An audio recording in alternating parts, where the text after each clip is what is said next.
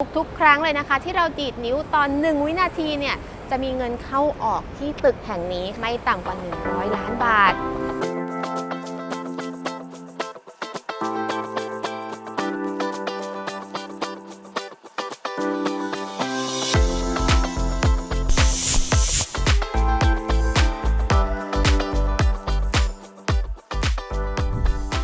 มหานครนิวยอร์กที่กู๊ดพาทุกคนมาเที่ยวชมกันในครั้งนี้นะคะใครต่อใครเขาก็บอกกันว่าช่างงดงามหรูหราตึกรามบ้านช่องก็โออามองไปทางไหนก็เพลินตาเพลินใจแล้วเราสงสัยกันไหมคะคุณผู้ชมว่าเขาเอาเงินจากที่ไหนมาสร้างกันทำไมนิวยอร์กถึงได้รวยขนาดนี้มาค่ะวันนี้เราจะมาหาคำตอบกันด้วยการมาทัวร์วอลล์สตรีทย่านการเงินของสหรัฐอเมริกากันแบบเจาะลึกเลยล่ะค่ะ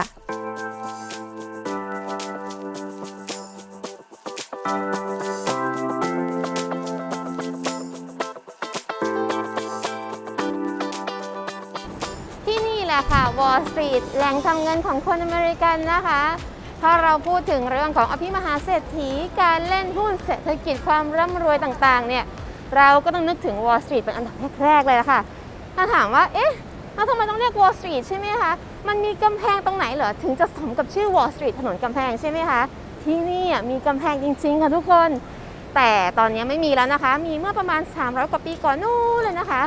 ก่อนที่นี่จะกลายเป็นสหรัฐอเมริกาจะมีอังกฤษมาล่าอาณานิคมก็เคยเป็นสถานที่ที่เรียกว่าอาณานิคมของชาวดัชนั่นเองค่ะตรงนี้ล่ะค่ะคือศูนย์กลางของเขาเลยเขาได้มีการสร้างกำแพงไว้ทั้งหมดค่ะเพื่ออะไรใช่ไหมคะเพื่อป้องกันไม่ให้คนที่ล่าอาณานิคมอย่างฝรั่งเศสนะคะโปรตุเกสนะคะรวมถึงสเปนเนี่ยมาช่วงชิงตรงนี้ไปได้แล้วก็ป้องกันค่ะไม่ให้คนอินเดียนแดงที่เป็นเจ้าของที่นี่จริงๆเนี่ยมายึดคืนไปได้แต่สมัยก่อนที่นี่ก็ไม่ได้เป็นแค่กำแพงนะคะเป็นตลาดค้าขายที่คึกคักมากๆแต่ว่าของที่เขาขายกันเนี่ยค่ะคุณผู้ชมต้องบอกว่าไม่ใช่อาหารไม่ใช่ผักผลไม้ไม่ใช่เครื่องนุ่งห่มนะคะสิ่งที่เขาค้าขายกันเนี่ยก็คือค้ามนุษย์นั่นเองบริเวณนี้ก็จะมีทาสชาวแอฟริกันทาสชาวอินเดียนแดงนะคะเป็นร้อยพันหมื่นคนค่ะถูกตรีตัวนะคะถูกตรึงโซ่ไว้รอค่ะให้มีคนเนี่ยมาซื้อมาขายไปค่ะแต่ถ้าใครกำลังรู้สึกว่าโอ้โหประวัติศาสตร์ตรงนี้มันดูช่างน่าหดหู่ดูแย่มากๆไม่ต้องเครียดกันนะคะเพราะว่าปัจจุบันนี้ไม่มีการค้าทาสแล้วค่ะสินค้าที่เขาขายกันปัจจุบันนี้ค่ะอยู่ที่ตึกนึงอลังการยิ่งใหญ่สวยงามมากๆค่ะเดี๋ยวกูจะพาไปนะคะอยู่ด้านหลังตรงนู้นเองค่ะ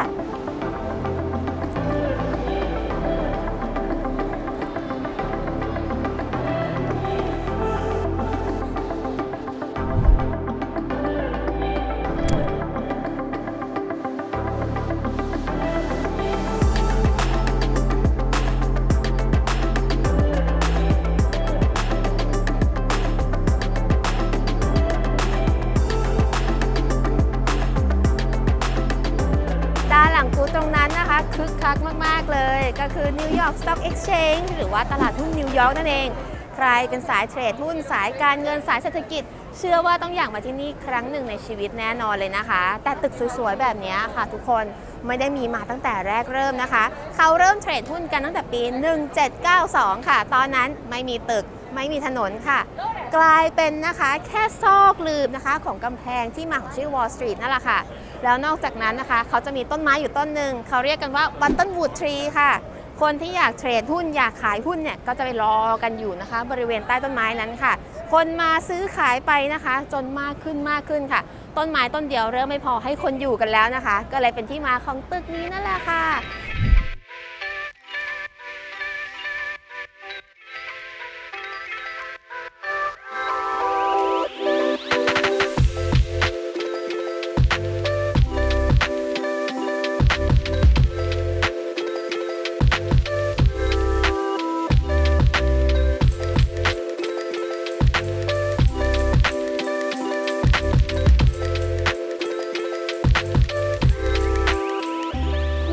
Stock Exchange นะคะสร้างขึ้นในปี 1900 ช่วงนั้นเขาจะฮิตสถาปัตยกรรมที่เรียกว่าโบซามากๆค่ะเป็นยังไงใช่ไหมคะก็จะมีทั้งปูนปั้นสถาปัตยกรรมแบบโกธิกเรเนซองส์กรีกโรมันผสมผสานกันค่ะ ตรงนี้เนี่ยนอกจากจะเป็นจุดให้ซื้อขายหุ้นแล้วเนี่ยก็ยังเป็นสถานที่ท่องเที่ยวด้วยบางทีก็จะมีการจัดกิจกรรมสนุกสนานแบบนี้แหละค่ะแต่คนส่วนใหญ่เนี่ยพลาดไปค่ะลืมมองขึ้นไปนะคะให้เห็นว่าเขามีประติมากรรมศิลปะที่สวยมากๆอยู่ด้านบนสุดตรงนั้นเลยนะคะบริเวณหน้าจั่วค่ะมีชื่อว่า Integrity Protecting the Works of Men นะคะหมายถึงความซื่อสัตย์นั้นจะทำให้หน้าที่การงานของเราเนี่ยคงอยู่ตลอดไปค่ะเราจะเห็นนะคะมีนางฟ้าตรงกลางค่ะเป็นตัวแทนของความซื่อสัตย์รอบๆก็จะเป็นคนประกอบอาชีพต่างๆช่างไม้นะคะนักธุรกิจคนทำอาหารต่างๆนานาเหมือนเป็นเครื่องเตือนใจค่ะให้ทุกครั้งที่มาซื้อขายหุ้นที่นี่เราต้องมีความซื่อสัตย์นั่นเองค่ะ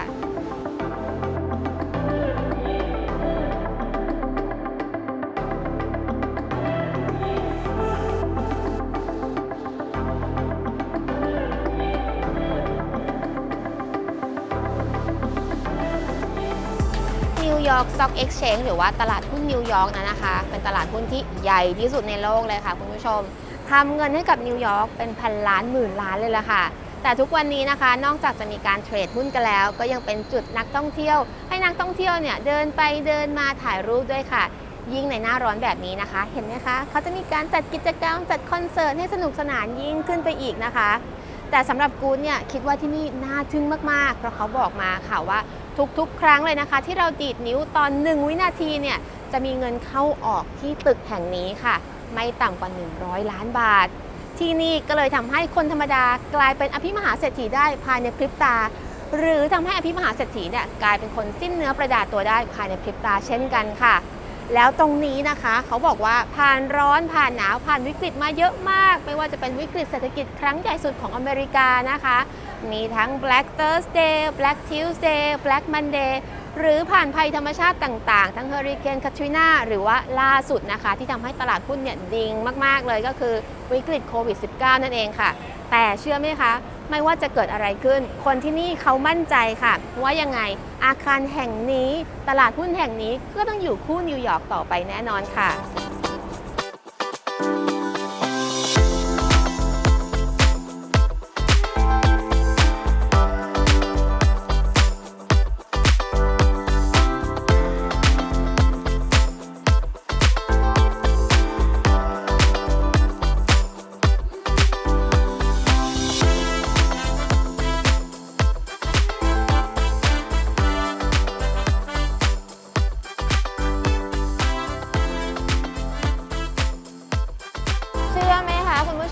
ว่าไม่ได้มีแต่คนไทยเท่านั้นนะคะที่เชื่อในเรื่องของโชคลาภโชคลางค่ะ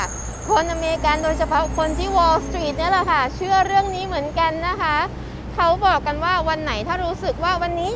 ซื้อขายไม่ค่อยดีเลยเทรดหุ้นมีแต่เจ๊งนะคะสิ่งที่เขาทำค่ะเขาเดินออกจากออฟฟิศเลยนะคะแล้วก็ตรงมาที่นี่เลยค่ะเห็นไหมคะตรงนี้เนี่ยผู้คนออกกันเต็มไปหมดเลยแล้วตรงใจกลางค่ะจะมีรูปปั้นวัวกระทิงตัวใหญ่มากๆเลยนะคะหนัก 3,000 กว่ากิโลกรัมค่ะตรงนี้นะคะเขามีชื่อค่ะบางคนก็เรียกกันว่า Charging Bull บางคนก็เรียกกันว่า The Bull of Wall Street นะคะหรือว่ากระทิงแห่ง Wall Street นั่นเองค่ะ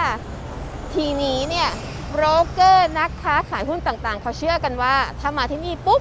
จับที่3ส่วนของวัวกระทิงตัวนี้มือที่จับเนี่ยแหละค่ะเอาไปทำอะไรหยิบจับอะไรต่อก็เป็นเงินเป็นทองร่ำรวยทั้งนั้นเลยทีนี้อยากรู้กันไหมคะคุณผู้ชมว่า3จุดนี้คือจุดไหนบ้างจุดแรกเลยนะคะก็คือบริเวณเขาของวัวกระทิงค่ะจุดที่2นะคะตรงนั้นก็คือบริเวณจมูกค่ะส่วนจุดสุดท้ายเนี่ยนะคะเป็นจุดที่แยกระหว่างวัวตัวเมียกับวัวตัวผู้ค่ะอยู่ตรงไหนใช่ไหมคะเดี๋ยวให้คุณผู้ชมดูเองเลยค่ะตรงนั้นเลยค่ะ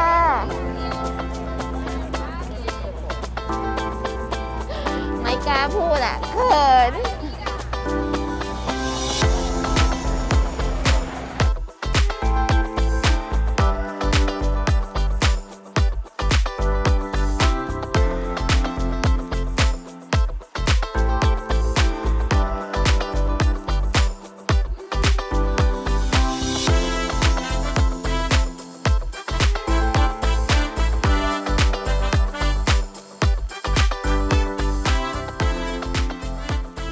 ก็เขินแต่ว่าก็อยากโชคดีเหมือนกันเดี๋ยวขอไปต่อคิวไปลองจับดูบ้างนะคะ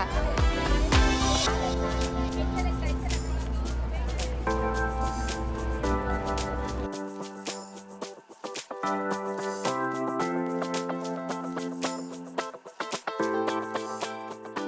้าคิวนานมากเลยค่ะคุณผู้ชมแต่ต้องบอกว่าจริงๆเนี่ยสาเหตุที่คนที่ Wall Street เนี่ยเขาคิดว่าเจ้าวัวกระทิงตัวนี้มันเป็นสัญลักษณ์ที่มงคลโชคดีมากๆเลยนะคะเพราะว่าเขาจะมีศัพท์เทคนิคของคนที่ซื้อขายหุ้นกันค่ะถ้าช่วงไหนนะคะตลาดดีหุ้นเนี่ยพุ่งกระฉูดเลยเขาจะเรียกว่า Bull Market หรือว่าตลาดกระทิงนั่นเองค่ะส่วนช่วงไหนนะคะที่ตลาดหงอยเหงาทำอะไรก็ขาดทุนลักษณะนี้เขาจะเรียกกันว่า Bear Market หรือว่าหมีที่จำศีลไม่เอาอะไรและนอนดีกว่าค่ะเราลองคิดดูนะคะคุณผู้ชม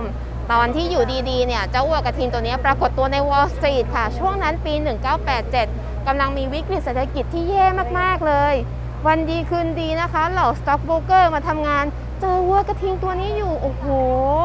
มันทำให้เขารู้สึกมีกำลังใจมีความฮึกเหิมในการทำงานมากๆเลยล่ะค่ะ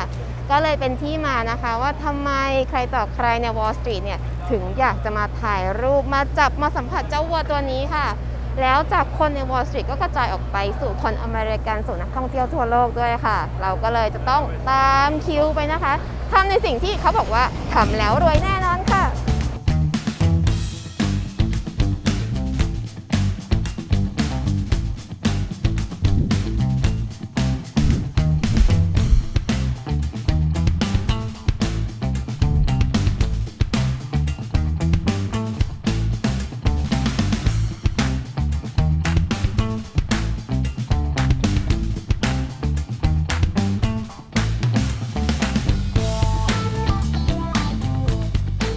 นอกจากรูปปั้นกระทิงดุแห่ง Wall Street แล้วนะคะ ที่นี่ก็ยังมีรูปปั้นงานศิลปะมากมายที่สอดแทรกเรื่องราวของ Wall Street เอาไว้ค่ะ เขาเรียกกันว่า Public Art นั่นเอง และอีกหนึ่งรูปปั้นที่ใครมาแถวนี้แล้วต้องมาชมให้ได้เลยนะคะ ก็คือ Fearless Girl รูปปั้นของเด็กหญิงตัวเล็กๆนะคะ ซึ่งไม่แน่ใจเหมือนกันนะคะคุณผู้ชมว่าตั้งอยู่ที่ไหน เดี๋ยวขอเวลาเดินตามหาก่อนนะคะ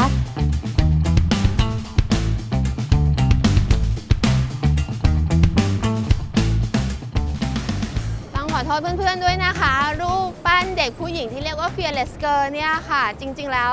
เดินไปเดินมาวนอยู่รอบหลายครั้งไม่เห็นนะคะอยู่ด้านหน้า New York Stock Exchange นี่เองค่ะด้วยความที่น้องเป็นรูปปั้นที่มีขนาดเล็กมากเลยนะคะสูงประมาณ100 กว่าเซนแค่นั้นเองค่ะแล้วตอนที่เรามาเนี่ยคือคนก็ออกันเต็มมากเลยเราก็เลยมองข้ามไม่เห็นน้องไปนะคะแต่ตอนนี้เห็นแล้วนะคะน้อง Fearless Girl คนนี้นะคะหรือว่าเด็กผู้หญิงซึ่งไม่เคยเกรงกลัวอะไรเลยเป็นรูปปั้นที่สร้างขึ้นเพื่อเฉลิมฉลองวันสตรีสากลค่ะถ้าดูจากลักษณะท่าทางนะคะเราจะเห็นว่าน้องเนี่ยเขายืนจังก้าเลยค่ะประจันหน้าต่ออุปสรรคทุกอย่างนะคะจริงๆแล้วศิลปินเนี่ยเขาต้องการจะสื่อว่าผู้หญิงทุกคนทั่วโลกค่ะสามารถทำทุกสิ่งทุกอย่างได้เหมือนกับผู้ชายค่ะทำงานได้ทุกสาขาทุกตำแหน่งและก็ควรจะได้รับค่าตอบแทนเงินเดือนสิทธิเสรีภาพเหมือนกับผู้ชายทุกคนนั่นเองค่ะ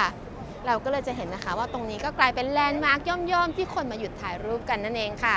เดี๋ยวตอนนี้นะคะเข้าคิวสักครู่ค่ะแล้วจะไปถ่ายรูปกับน้อง Fearless Girl เด็กสาวผู้ไร้ซึ่งความกลัวค่ะ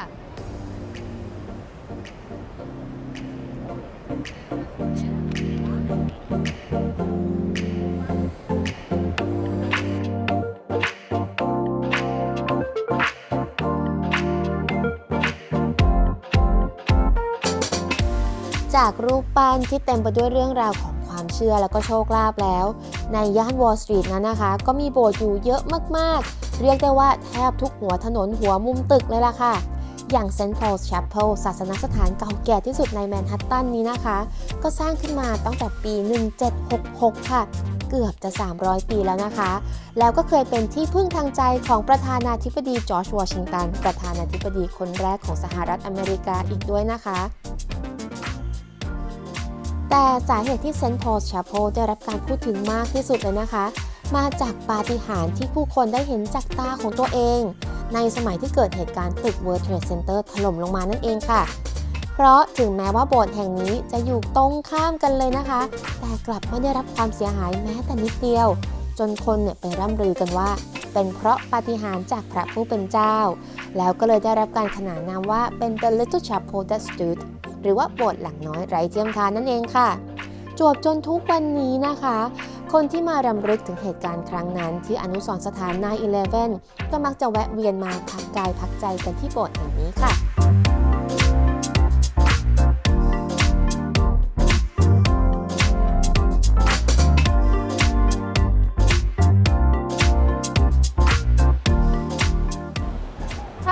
มองรอบๆตัวเรานะคะย่านวอลล์สตรีทเนี่ยรู้เลยเป็นย่านเก่าแก่ค่ะคุณผู้ชม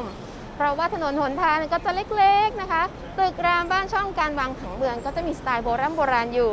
แต่ถ้ามาที่นี่แล้วนะคะอยากจะให้มาชื่นชมจุดเริ่มต้นของตึกระฟ้าที่เขาเรียกกันว่า Skyscraper นั่นเองค่ะคุณผู้ชมเมื่อ100 กว่าปีก่อนนะคะยังไม่มีตึกสูงแบบนี้หรอกค่ะนิวยอร์กนะเขาบอกไว้ว่าเป็นจุดแรกๆเลยที่มีการสร้างอาคารแบบนี้ตอนแรกค่ะมีคนสร้าง10 ชั้นทุกคนก็ว่าโอ้โหหรูแล้วสูงแล้วนะคะแต่คนอเมริกันนะคะคุณผู้ชมจาก10 ชั้นก็มีคนสร้างแข่ง30 ชั้นจาก30 ชั้นก็สร้างแข่งไปอีก40-50 ชั้นจนทุกวันนี้นะคะดูสิคะคุณผู้ชมตึกสูงเต็มไปหมดเลยนะคะแต่ว่าที่นี่อะค่ะกูจะบอกว่ามีอยู่ตึกหนึ่งซึ่งกูเนี่ยชอบมากๆชื่อว่า40 Wall Street นะคะสมัยก่อนเนี่ยจะเป็นแบงค์ค่ะจะมีดีไซน์นีโอโกธิกมีปูนปั้นสวยๆเต็มไปหมดเลยนะคะแต่ตอนนี้ค่ะประธานาธิบดีทรัมป์นะคะซื้อไปเรียบร้อยแล้วตึกนี้ก็เลยถูกเปลี่ยนชื่อเป็น Trump Building ค่ะ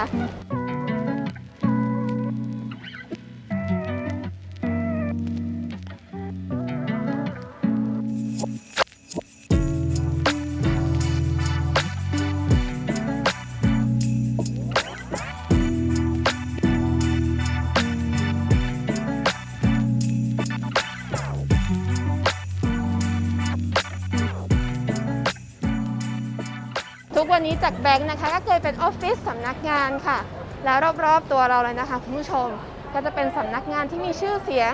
ทั้งสำนักงานบัญชีกฎหมายประกันธนาคารค่ะเรียกได้ว่าย่านนี้ออฟฟิศล้วนๆค่ะ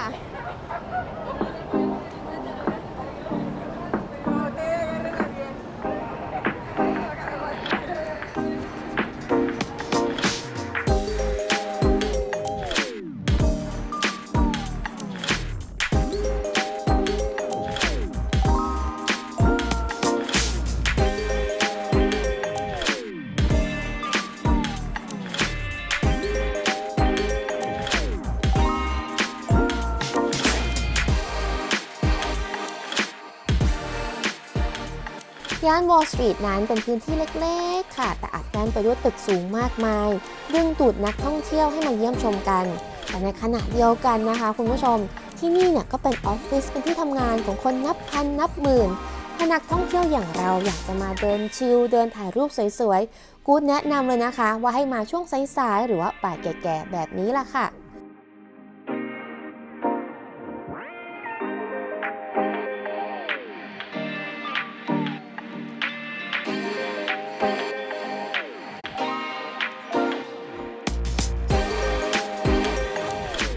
วันนี้ทั้งวันนะคะพาคุณผู้ชมเดินดูสำนักงานออฟฟิศของเราเอกชนไปแล้วนะคะที่นี่เนี่ยเขาก็มีสำนักงานที่ทำการของหน่วยงานราชการเหมือนกันนะคะและที่กูว่าเด็ดที่สุดเลยค่ะอยู่ตรงหน้ากูเลยค่ะตรงนี้นะคะก็คือ Federal Reserve Bank of New York ค่ะพอพูดว่าเป็นแบงก์ปุ๊บหลายคนอาจจะคิดว่าอ้าวธนาคารอย่างนี้ก็เข้าไปถอนเงินได้อะสิที่นี่ไม่ใช่ธนาคารแบบนั้นนะคะแต่ว่าเป็นสถานที่ราชการเกี่ยวกับเรื่องของการเงินการคลังนั่นเองค่ะแล้วตัวตึกนะคะคุณผู้ชมต้องบอกว่าใหญ่มากกินพื้นที่ทั้งบล็อกหนึ่งเลยนะคะสร้างขึ้นมาเนี่ยประมาณ100 กว่าปีได้แล้วเขาก็เลยบอกว่าที่เนี่ยมีความสำคัญมากๆทั้งทางสถาปัตยกรรมที่ดูโออาหรูหราสมมาตรดูอ่อนช้อยสวยงามแต่ในขณะเดียวกันค่ะด้วยความที่ที่นี่เนี่ยเป็นธนาคารก็เลยต้องมีเรื่องของความปลอดภัยด้วยเราก็เลยจะเห็นนะคะอย่างตัวประตูเนี่ยก็จะเป็นประตูเหล็กสีดำขนาดใหญ่ดูเข้มแข็งขึงขังมากๆหรือแม้กระทั่งเหล็กดัดนะคะที่ครอบกระจกอยู่ทุกอันมีกล้องวงจรปิดด้วยนะคะดูแล้วเนี่ยไม่น่าจะเข้าไปได้ง่ายๆแน่นอนนะคะนอกจากตรงนี้นะคะจะมีความสูงทั้งหมดเนี่ยประมาณ12 ชั้นได้เป็นสำนักงานทั้งหมดไฮไลท์สำคัญจริงๆเลยนะคะที่คนมาที่นี่กันเนี่ยไม่ใช่ตัวที่เราเห็นตรงนี้ค่ะแต่เป็นห้องใต้ดินด้านล่างค่ะ มาค่ะทุกคนเดี๋ยวกูจะพาไปดูใกล้ๆกันนะคะ แล้วจะเล่าให้ฟังว่าใต้ดินของอาคารนี้สำคัญยังไงค่ะ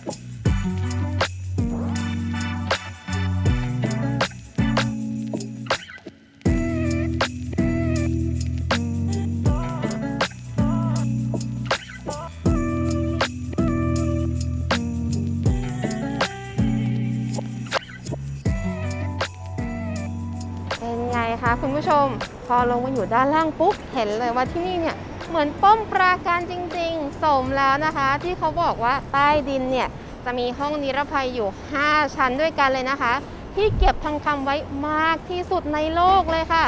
มีมากถึง 8,000 กว่าตันนะคะถ้าพูดถึง 8,000 ตันปุ๊บเนี่ยบางทีมันเยอะมากจนนึกไม่ออกเลยคุณผู้ชมว่ามันมากขนาดไหนให้นึกถึงเครื่องบินนะคะ Boeing 747 ค่ะ2 ลำนิดๆนั่นแหละค่ะคือความหนักค่ะ 8,000 กว่าตันนะคะแล้วถามว่าอ้าวมาอยู่ตรงนี้เกิดมีใครอยากจะมาปล้นมาขโมยทำยังไงเป็นไปได้ไหมเป็นไปได้ยากมากค่ะเพราะว่าห้องนิรภัยเนี่ยเขาอยู่ลึกลงไปนะคะลึกสุดเลยค่ะเกือบ30 เมตรบนชั้นหินของแมนฮัตตันค่ะตรงนี้นะคะก็เลยเรียกได้ว่าเป็นแลนด์มาร์คสำคัญค่ะเราจะเห็นหนังนะคะของฮอลลีวูดอย่าง Godfather Die Hardมาถ่ายงานที่นี่กันนะคะรวมถึงนักท่องเที่ยวอย่างเราเนี่ยแหละค่ะพอมาถึงตรงนี้ปุ๊บนะคะก็อยากจะถ่ายรูปเป็นที่ระลึกไว้ค่ะเพราะถึงแม้จะไม่ได้เห็นทองคำนะคะแต่ก็รู้สึกได้เลยถึงความยิ่งใหญ่อลังการของสถานที่แห่งนี้ค่ะ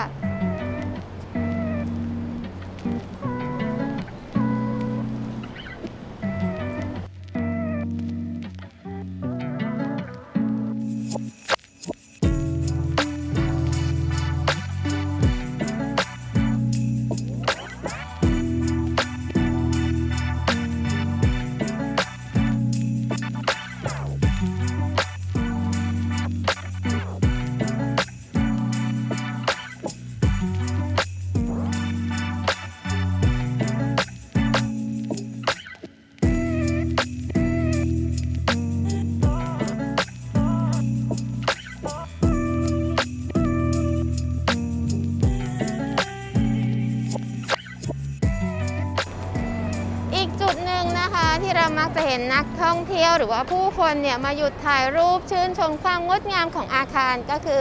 Federal Hall นั่นเองค่ะซึ่งที่นี่นะคะถ้ามองขึ้นไปเนี่ยจะเห็นเลยว่าเป็นอาคารทรงกรีกดูแล้วสวยงามโออาอลังการมากๆแต่ที่นี่เนี่ยมีความสำคัญทางประวัติศาสตร์ด้วยนะคะคุณผู้ชมจุดที่เรายืนอยู่ตรงนี้ค่ะถือได้ว่า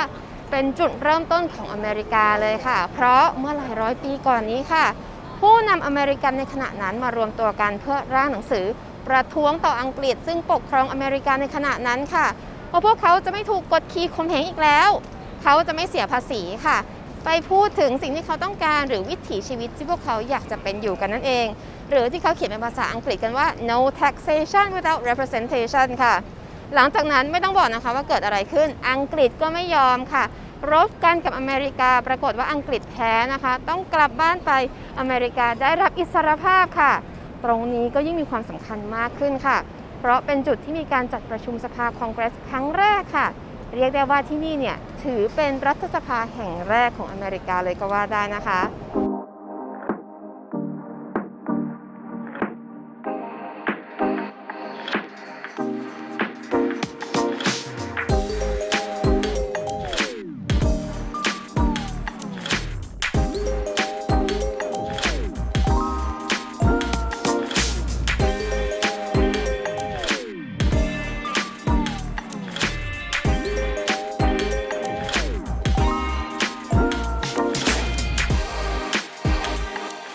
แต่พอสำคัญอย่างนี้นี่เองค่ะคุณผู้ชมเขาก็เลยมีรูปปั้นนะคะของประธานาธิบดีคนแรกของสหรัฐอเมริกาค่ะคุณจอร์จวอชิงตันอยู่ตรงบริเวณนี้ด้วยนะคะซึ่งคุณจอร์จวอชิงตันเนี่ยนะคะมีความสำคัญกับวอลล์สตรีทมากๆด้วยเดี๋ยวกูจะพาไปอีกที่หนึ่งนะคะ เป็นร้านอาหารแล้วก็ร้านขายน้ำที่เขาเรียกกันว่าทาเวิร์นค่ะที่นั่นเนี่ยเราจะได้ใกล้ชิดกับคุณจอร์จวอชิงตันมากๆเลยละค่ะ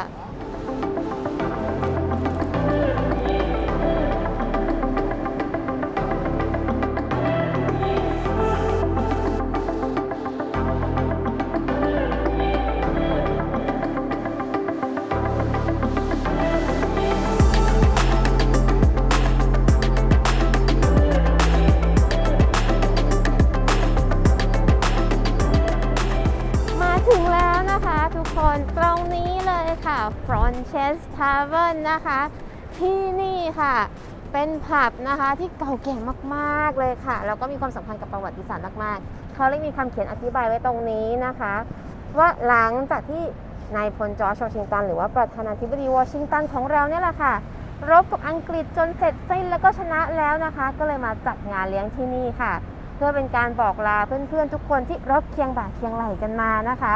แต่ก่อนหน้านั้นอีกนะคะที่นี่ก็มีความสำคัญกับประวัติศาสตร์อเมริกันมากๆค่ะเพราะว่าคุณฟรานเชสเจ้าของผับที่นี่นะคะเป็นคนรักชาติรักอเมริกามากๆค่ะเขาจะจัดมีตติ้งจัดประชุมให้กับคนที่อยากจะเป็นอิสระจากอังกฤษได้มาวางแผนมาพูดคุยกันว่าทำยังไงถึงจะชนะอังกฤษได้ค่ะรวมทั้งนะคะถ้าสมมติใครโดนจับไปใครเป็นนักโทษเนี่ยถ้าหนีออกมาได้หรือว่าถ้าต้องการจะหนีคุณฟรานเชสก็จะช่วยไว้นั่นเองจุดนี้นะคะก็เลยมีความสำคัญทางประวัติศาสตร์อเมริกันมากๆค่ะจะมีทั้งนักท่องเที่ยวทั้งคนอเมริกันมาเยี่ยมเยียนนะคะเพราะว่านอกจากจะเป็นร้านอาหารแล้วค่ะข้างในเนี่ยจะมีพิพิธภัณฑ์ที่มีข้าวของเครื่องใช้มีสิ่งของต่างๆที่น่าสนใจมากๆเลยล่ะค่ะ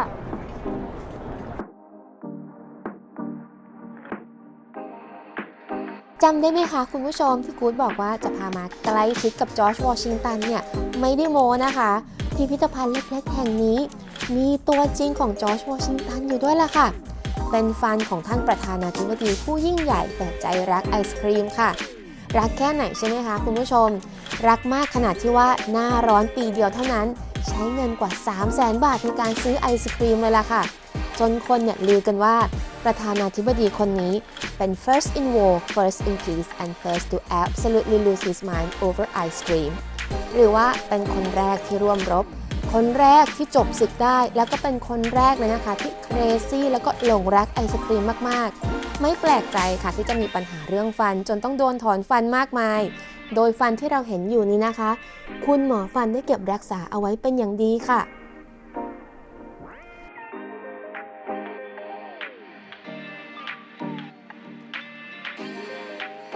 นอกจากนี้ก็ยังมีเส้นผมแล้วก็ชิ้นส่วนของโลงศพประธานาธิบดีท่านนี้อยู่ด้วยนะคะ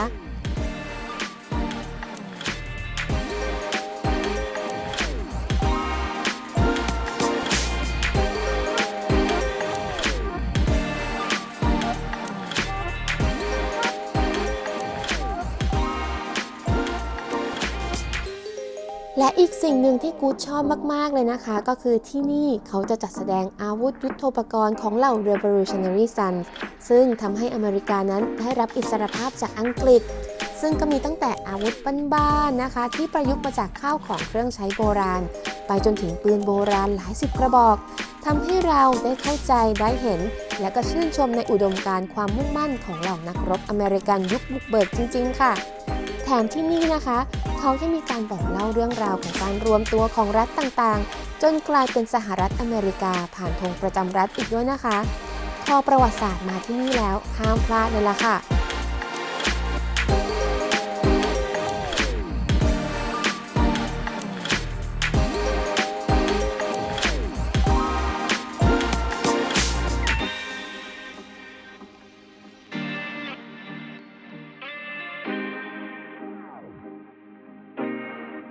และนอกจากพิพิธภัณฑ์ตรงนี้นะคะเดี๋ยวกูจะพาทุกคนเดินไปสัมผัสบรรยากาศ Public House หรือว่าผับในยุคจอร์จวอชิงตันกันค่ะ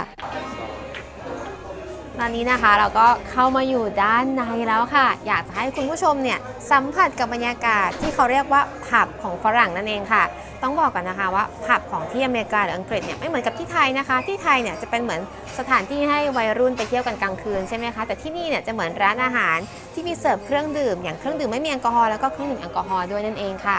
เราจะเห็นได้เลยนะคะว่าที่เนี่ยเป็นที่ของทุกคนทุกเพศทุกวัยจริงๆมีน้องๆหนูๆมาทานข้าวกับคุณพ่อคุณแม่นะคะมีคุณปู่คุณย่าคุณตาคุณยายเนี่ยมาพักผ่อนหย่อนใจกันด้วยนะคะบางทีก็มีเพื่อนๆทำงานเสร็จก็แวะมานั่งจิบเครื่องดื่มคลายเครียดกันนั่นเองค่ะแล้วตรงนี้ล่ะค่ะที่นี่เลยคุณผู้ชมเมื่อหลายร้อยปีก่อนนะคะจะมีเหล่าคนรักชาติชาวอเมริกันเนี่ยมานั่งกันมาทานข้าวมาจิบเครื่องดื่มกันแล้วก็วางแผนกันว่าเขาจะทำยังไงถึงจะเป็นอิสระจากอังกฤษได้นะคะตรงนี้ก็คือจุดเริ่มต้นจริงๆเลยค่ะได้มาอยู่ตรงนี้เรารู้สึกประทับใจมากเลยค่ะแต่ว่าตอนนี้นะคะเราต้องทานข้าวกันก่อนค่ะจะได้มีแรงไปเดินเที่ยวกันต่อนะคะที่เราสั่งมาเนี่ยก็จะเป็นอาหารขึ้นชื่อของที่นี่ค่ะอย่าง Fish and Chips นะคะ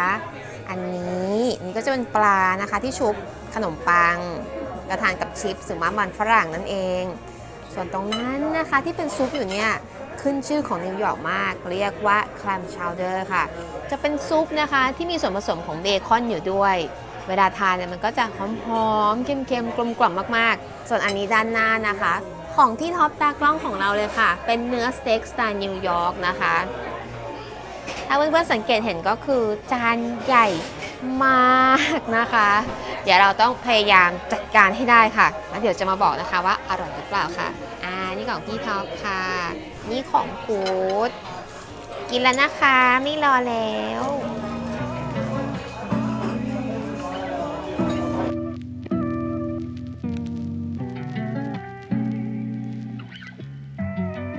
จุดสุดท้ายนะคะที่จะพามาเยี่ยมชมกันในย่านการเงินของนิวยอร์กวันนี้ก็คือ Ground Zero จุดที่เคยประสบโศกนาฏกรรม 9/11 เมื่อครั้งที่ผู้ก่อการร้ายยึดเครื่องบินโดยสารและพุ่งชนตึก World Trade Center ซึ่งเหตุการณ์ครั้งนั้นนะคะคุณผู้ชมมีผู้เสียชีวิตเกือบ 3,000 คนบาดเจ็บอีกเกือบ 30,000 คนมีความเสียหายทางเศรษฐกิจเป็นหมื่นล้านและที่สำคัญนะคะเสียหายต่อขวัญกำลังใจของผู้คนอย่างประเมินค่าไม่ได้เลยล่ะค่ะ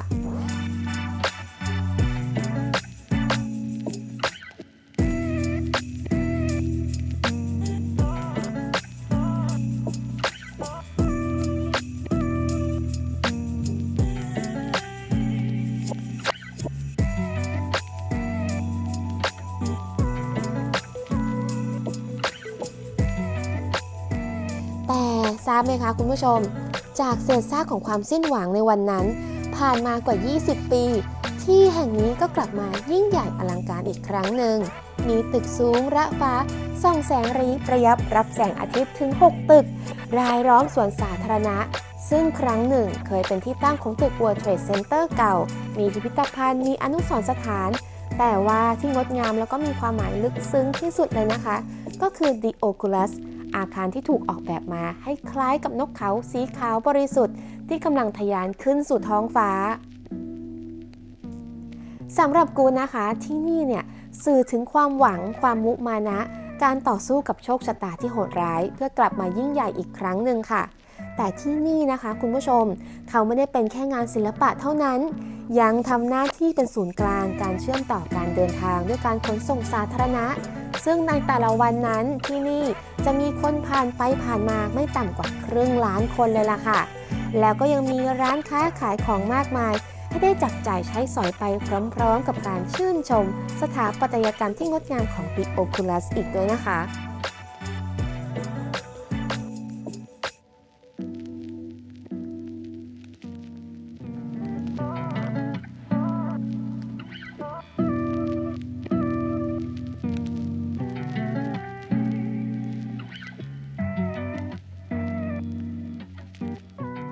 เป็นยังไงบ้างคะคุณผู้ชมการที่กู๊ดพามาเที่ยว Wall Street ในวันนี้สำหรับกู๊ดนะคะประทับใจมากๆเพราะว่าตอนแรกเนี่ยก็คิดว่ามา Wall Street เราก็คงจะได้เห็นแค่อาคารที่เป็นออฟฟิศสถานที่ราชการทั่วไปนะคะแต่เชื่อไหมคะคุณผู้ชมพอได้มาลองเดินมาสัมผัสบรรยากาศที่นี่จริงๆรู้เลยนะคะว่าอาคารทุกแห่งตึกทุกตึกนั้นมีเรื่องราวมีชีวิตมีจิตวิญญาณความเป็นนิวยอร์กอยู่สูงมากๆเลยล่ะค่ะมาที่นี่นะคะวันนี้เราได้เห็นตั้งแต่จุดเริ่มต้นของ Wall Street จุดรุ่งเรืองจุดสูงสุดไปจนถึงจุดต่ำสุดและสุดท้ายนะคะตอนนี้เราก็เดินทางมาถึงยุคการเกิดใหม่ของ Wall Street อีกครั้งหนึ่งนั่นเองค่ะทำให้คุณรู้เลยนะคะคุณผู้ชมว่าไม่ว่าจะเกิดอะไรขึ้น วอลล์สตรีทนั้นก็ยังคงอยู่คู่คนนิวยอร์กได้ต่อไปอย่างแน่นอนค่ะ